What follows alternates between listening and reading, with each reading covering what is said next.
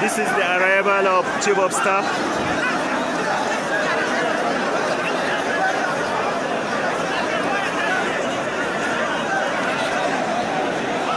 Allahu Akbar, Allahu Akbar. Masu kallon mu kamar yadda kuke gani a halin yanzu ana dab da fitowa daga mai martaba sarkin Zazzau, inda ake shirin gabatar da sallah daga nan fada mai martaba sarkin Zazzau da ke nan Zaria. A halin da kuke gani tawaga ne na fada mai girma shugaban ƙasar Najeriya, inda Chief of Staff na fada mai girma shugaban ƙasan ya samu halarta kamar yadda kuke gani a halin yanzu.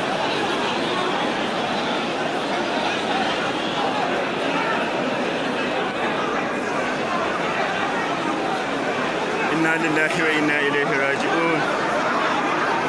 Inna lillahi wa inna ilaihi raji'un.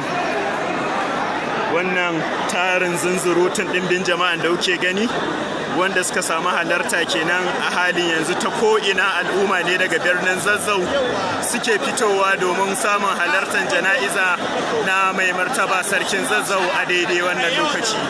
Kamar yadda kuke gani ko ta ina al'umma ne suke fitowa domin su ga sun samu daman halarta na sallan jana'izan a halin yanzu.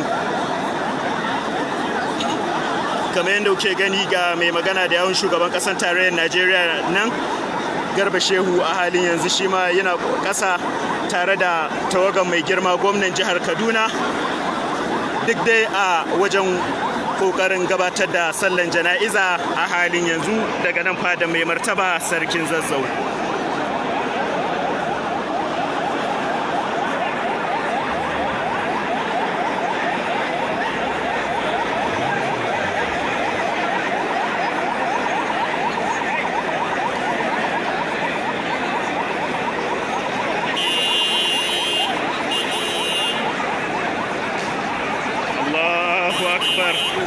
Allahu Akbar, Allahu Akbar, Allahu Akbar.